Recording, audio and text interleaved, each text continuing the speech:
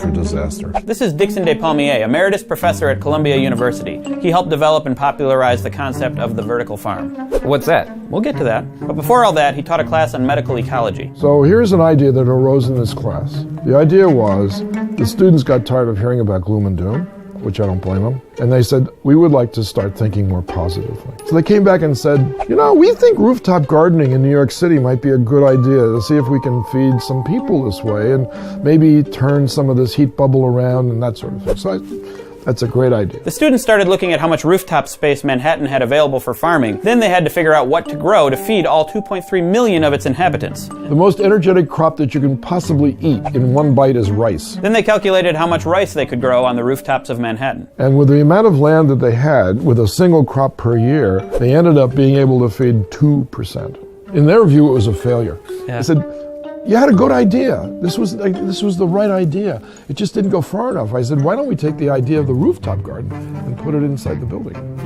And that was, everybody's light bulb went on, including mine. So we didn't have a name for it yet, but this was in 1999. By 2010, the idea was known as the vertical farm. Okay, I'm going to make an educated guess and say that vertical farms are just like regular farms, except the crops are grown on candy-colored clouds, and all the farmers are specially trained hot air balloon pilots. Because that's what I'm picturing, and I want it to be real so bad.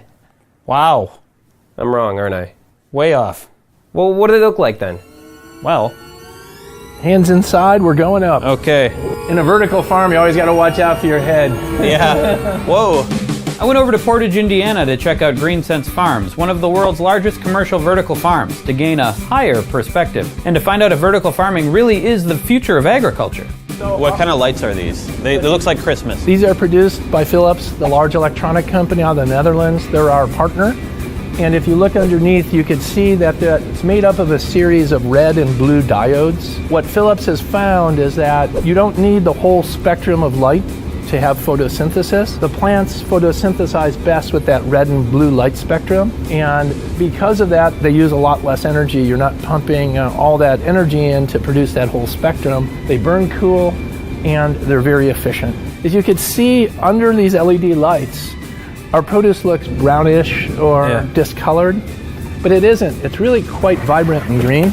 When you bring it out into the ambient white light, you can see how fresh and green. Yeah. Most people don't eat fresh lettuce because it comes from California and takes 3 to 5 days to get to the store. This is our whole lettuce tower. And the way we plant this is we plant it specifically to a custom order. So a customer will come in, place an order, tell us when they want these to be harvested, and then every week after the first growth cycle, this crop comes right. So if you look up in here, you'll see plants at different stages of development. What's the advantage of using a vertical farm as opposed to just a regular farm? Well, the obvious is a horizontal farm only gets one level. Here you can see we can grow up. So we get much more density per square foot than you do in a field farm. Second, we can harvest daily here. We get about 26 harvests per tub, where a field farm will only get you maybe 1, 2, or 3. Also, a field farm, you could lose your whole crop if you have drought or you have inclement weather. Being in a climate-controlled environment gives vertical farms the advantage of being safe from pests, eliminating the need for pesticides. And unlike traditional farms, vertical farms can also be harvested year-round, even in cold climates. You could always use that cold air to help in your cooling of your room. The cold climates keep the bugs out, and it also helps in your savings of your energy costs. It's sort of the opposite of traditional farming. You want the cold, you want the winter as opposed to the summer. The cold's our friend. When nobody else is growing, that's when we're at peak capacity.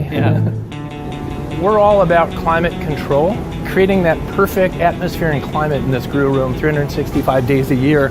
This air rotation unit's a big part of that.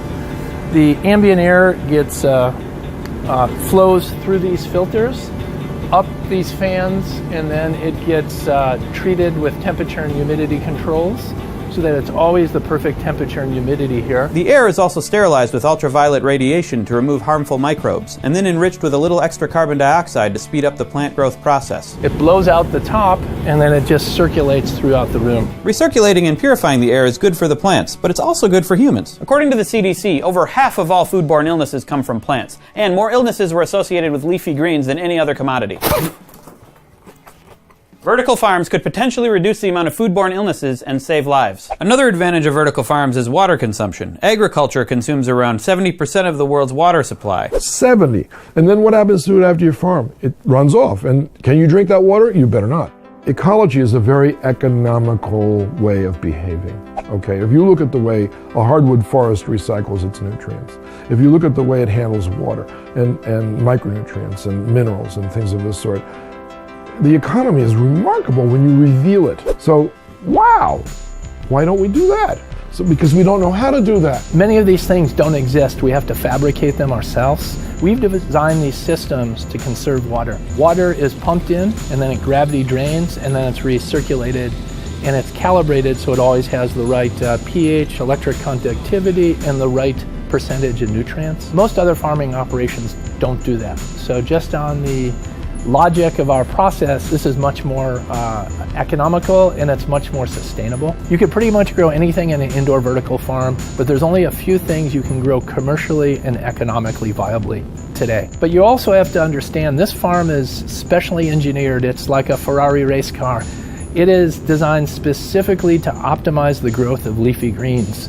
If we go off into another direction, we would have to redesign our entire farm. So with time, we'll be able to grow more produce, but as of right now, we're focused on plants. I think the future is plant protein, because as the population grows, you're going to have to be able to grow that protein. What have you discovered that you didn't know before when you started doing this? Well, the best way for us to solve world hunger is to make a profitable farm. And that's what I've learned a long time ago in the environmental business. People have many great ideas, but it's hard to turn them into reality. The world speaks in finance. Everybody understands that language.